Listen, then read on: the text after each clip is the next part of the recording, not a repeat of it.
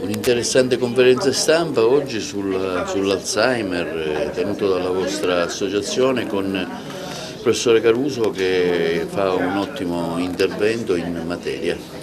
Sì, oggi finalmente riprendono in presenza le attività dell'Associazione Alzheimer, che è stata assente dalla scena, ma non è stata sicuramente comunque assente per le famiglie.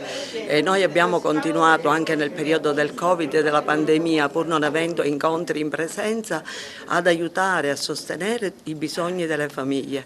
Questo è molto importante perché anzi proprio con la pandemia si sono accentuate tutta una serie di richieste di aiuto e quindi è stato molto importante riuscire ad essere presenti.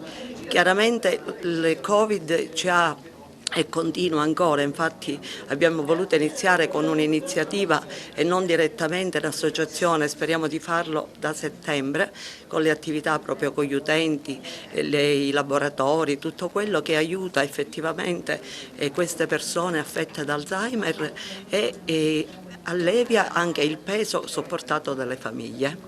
L'intervento oggi di un noto professionista in merito? Sì, il professore farà una relazione, una lezione magistrale su come invecchiare. Sono probabilmente concetti che noi tutti conosciamo, ma avere la possibilità di risentire quelli che sono gli stili di vita e le attività da praticare per poter arrivare ad una buona età, ma soprattutto arrivare ad una buona età in buona salute, con diciamo, quelle caratteristiche che ci consentono di vivere dignitosamente anche la nostra vecchiaia. Quanto è pesato questo periodo dovuto alla pandemia? Sì, è stato molto difficile perché poi queste famiglie diciamo che non avevano i mezzi alternativi di cellulari o computer, o internet, i webinar, le cose, abbiamo potuto farlo solo con alcuni familiari, con una cerchia minima diciamo di persone, proprio perché queste famiglie sono normalmente famiglie dove ci sono persone anziane e tutti non hanno a disposizione figli o nipoti che possono sostenerle e aiutarle. Poi è molto difficile anche poter interagire con un malato di Alzheimer non in presenza, quindi speriamo a settembre di poter riprendere nella nostra sede dell'associazione in via Dante le nostre attività e speriamo appunto di ricominciare a ricostruire questa bella iniziativa che dura ormai dal 2006 sul nostro territorio e che dà risposte concrete alle famiglie, ai bisogni delle famiglie. Un interessante convegno oggi proposto dall'Associazione Alzheimer sull'invecchiamento. Ecco, lei terrà una relazione, quali saranno diciamo, i capisaldi del suo intervento? Noi abbiamo studiato negli anni passati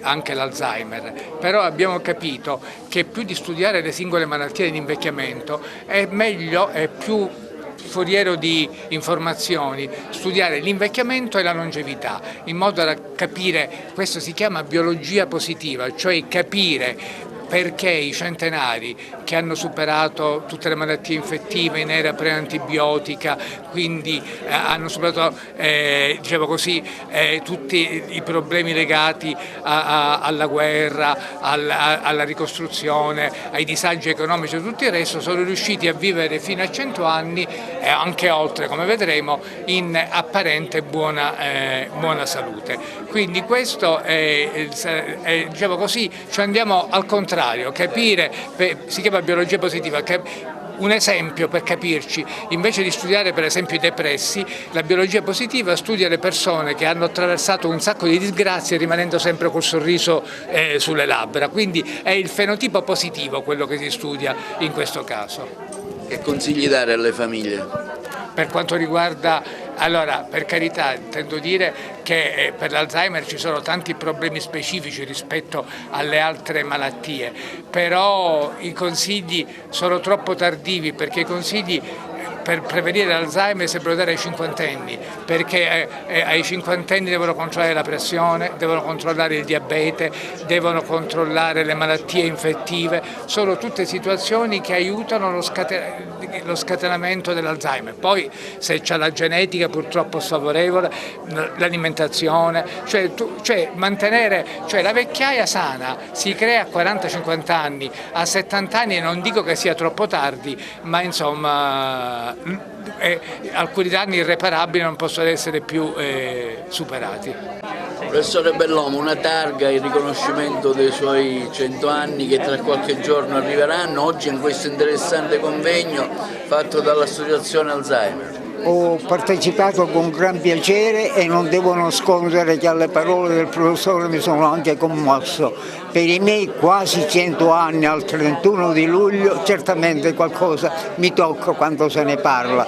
Ho cercato di essere, non qualcosa, ho cercato di vivere la vita bene, senza il sorvegliarsi, e quindi grazie a chi si è ricordato di me. Un abbraccio al mio pubblico come attore principalmente e come uomo.